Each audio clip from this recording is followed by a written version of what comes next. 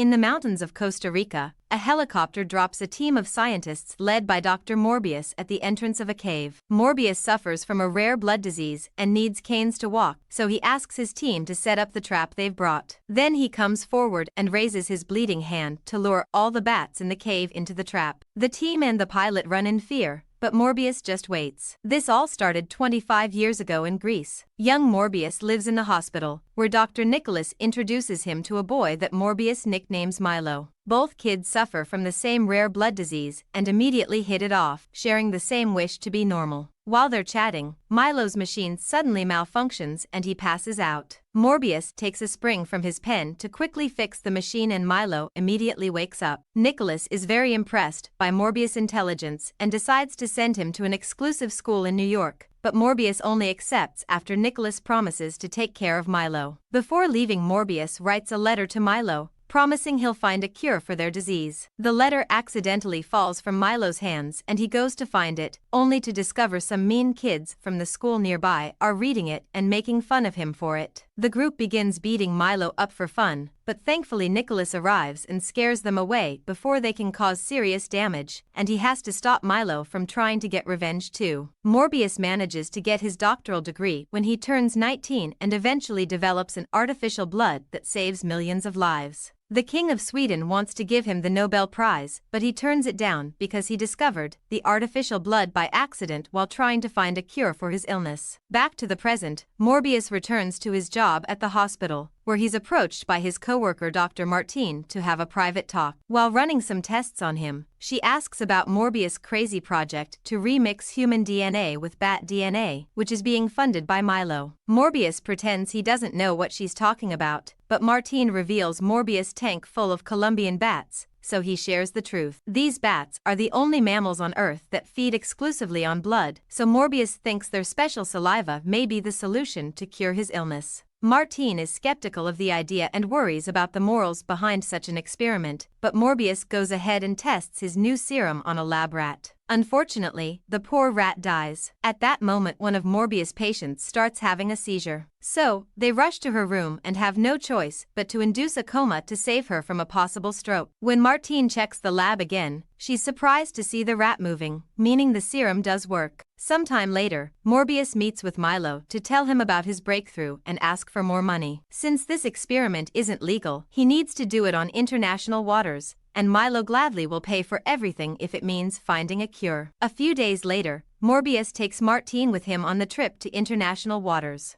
Morbius manages to make a new, more advanced serum and Martine injects it into Morbius' spine. She also buckles him up as his body starts shaking. At that moment, a crew member comes to the lab to check on them, and while Martine argues with him, Morbius manages to break free. Martine and the guard enter the isolation room and are shocked to discover Morbius crawling on the ceiling with a monstrous face. The guard tries to shoot him, but Morbius moves incredibly fast and jumps on him to feed while ignoring Martine's pleas to stop. Suddenly the ship's alarm begins ringing, and Morbius' sensitive ears hurt so much that he starts to panic and damage the insulation room. The rest of the security crew arrives and Martine tries to stop them, but they push her away, knocking her out. At that moment, Morbius manages to finish breaking the glass and jumps out of the room to show off his new vampiric powers, which allow him to dodge bullets and move quickly to kill the guards without mercy. A few survivors run away and lock the door. However, Morbius is also incredibly strong now and easily breaks it down. Then Morbius crawls on the ceiling again, taking his sweet time to capture the guards one by one and kill them all. Once the whole crew is dead and Morbius has fed enough, his body transforms back into its human shape, so he rushes to check himself in the mirror. It's clear to see he's finally cured. Afterward, Morbius makes sure Martine is alright and checks the surveillance cameras. He's so disturbed to see what he's done that he throws up, but then he makes a mayday call, takes the serums, and jumps into the sea. The next morning, 2 FBI agents arrive at the ship to investigate the crime scene, but unfortunately Morbius has deleted all the security recordings and Martine is still unconscious. The case soon appears on the news, which is seen by Nicholas and Milo. Sometime later, Morbius returns to the hospital, and after checking on his patients, he goes to his lab to leave the serums. His body soon starts failing again, so he rushes into the fridge to drink the artificial blood he's created, that way he can feed without having to kill anyone. Next, he starts testing his abilities. He is fast, athletic, can climb anything and jump all over the place. When he enters the tank with the bats, they fly around him respectfully, and Morbius feels a kinship with them. He also discovers that he's developed echolocation just like a bat, so he tests it by throwing a ball around the room and catching it with his eyes closed. Unfortunately, these powers only last as long as he feeds. The artificial blood keeps him stable for 6 hours, but the timing is growing shorter and he knows he'll need real blood soon. To test this further, he locks himself up in an isolated room. A few hours later, Milo comes to visit and finds him in an extremely weak state. Morbius asks for blood by writing it on the glass with his own, so Milo brings him a few bags from the freezer. As soon as he feeds, Morbius recovers and is strong again, and Milo is amazed by this cure. However, when Milo asks to be injected too, Morbius tells him he's made a mistake and that this cure is a curse. Milo keeps insisting, so Morbius gets aggressive and kicks him out. Meanwhile, Martine finally wakes up and is visited by the FBI agents, who show her disturbing pictures of the bodies on the ship. However, Martine pretends she doesn't remember what happened that night. Later in the evening, a nurse is working late and notices the lights behaving strangely. She begins running away in fear, but she's still caught by a vampiric creature that kills her. When the body is found in the morning, Morbius is as surprised as his co-workers and thinks he may have done it. Questioning his own sanity, Morbius runs to the lab and takes a few fake blood bags before leaving.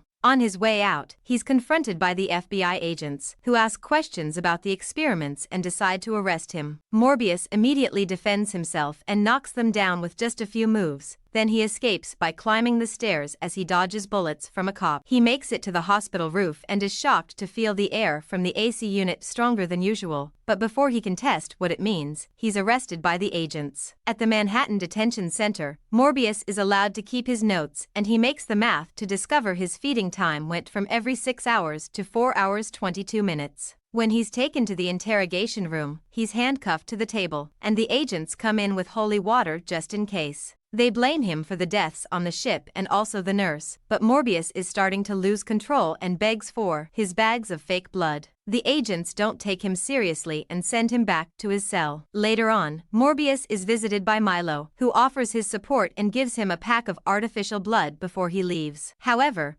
Morbius notices Milo has forgotten his cane and discovers the truth. Milo stole the serum and injected himself with it. In fact, he was the one who killed the nurse. Once his way out, Milo stops pretending he's disabled and walks away with perfect reflexes. Furious, Morbius drinks the blood and transforms into his vampiric form to escape the cell through the window. Then he jumps all over the city and uses his echolocation to hear Milo attack the owner of a newspaper stand. Morbius immediately rushes to confront Milo on the street, calling him a monster. However, Milo thinks this power is amazing and they finally can do whatever they want, so he attacks Morbius to get him off his back. A fierce fight ensues, and as the vampires move to attack each other, they end up crashing into the subway station, causing citizens to run in panic. After exchanging a few more hits, Milo celebrates the fact they've evolved, but Morbius promises to find a way to fix this. At that moment, the police show up to arrest them both. However, Milo moves fast and kills them all in seconds before doing a little victory dance. Next, Milo attacks Morbius again as the train comes closer. Morbius can feel the fast air caused by the train and jumps in front of it to fly through the tunnels and escape. The next day, Martine feels like someone is following her through the city, so she enters a shop to escape through the back door. The one following her is an agent, who now has lost her in the crowd. Martine takes the bus and sees in the newspaper that Morbius is a wanted man, only for him to suddenly appear behind her. She believes him when he says Milo took the serum and is the actual killer. Then they get off the bus to stop at a cafe. While they chat, Morbius overhears two criminals mentioning a lab, so he asks Martine for a few things before following them. After taking the artificial blood Martine got for him, Morbius finds the thugs inside a lab where they counterfeit money. When he nicely asks them to give him their lab, a thug tries attacking him with a knife, but Morbius breaks his hand and scares them all away as he calls himself Venom.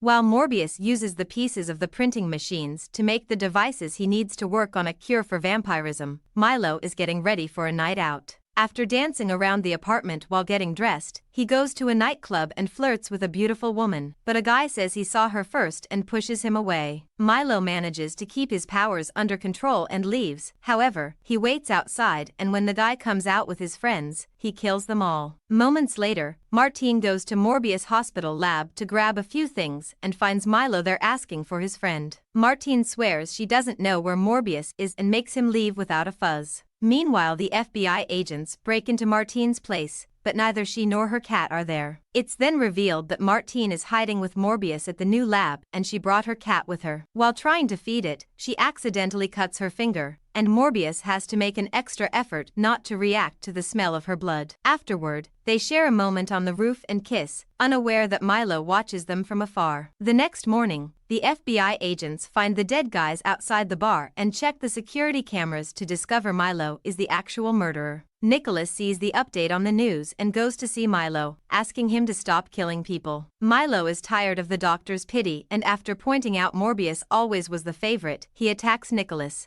leaving him seriously wounded. Meanwhile, Morbius manages to develop an antibody that will harm only a vampiric body. He makes 2 bottles, one for Milo and one for Martine to use on himself when the time comes. At that moment, he gets a call from Nicholas asking for help and he rushes to Milo's apartment. Unfortunately, Nicholas only manages to beg Morbius to stop Milo before dying. At the same time, Milo kidnaps Martine and makes her say Morbius' name until he hears it with his power. After finding their location with his echolocation, Morbius flies through the city and finds Martine on a roof, bleeding from an injury by Milo. She wants Morbius to feed on her so she can die being useful, but Morbius kisses her instead, causing a drop of his own blood to fall in her mouth. At that moment, Martine dies, so Morbius gives in to his fury and feeds on her. Then Milo appears on the roof too, so Morbius jumps on him and both fall off the edge. On their way down, the vampires continue to attack each other and crash through a building a few times before they begin falling again. Milo hits Morbius extra hard and causes him to land on a platform, where he grabs him by the leg and throws him against a glowing sign. When Morbius falls one more time, Milo jumps on him and drags him against a building before they hit the street, only to go through the pavement and land on a tunnel. While Milo laughs like a maniac, Morbius sends a powerful echolocation wave through the tunnel with his voice and then through the water with his hand. Suddenly an army of bats shows up to help Morbius up, and when Milo tries to kill him with a metal rod, Morbius sends the bats after him. As the little beasts hold Milo down,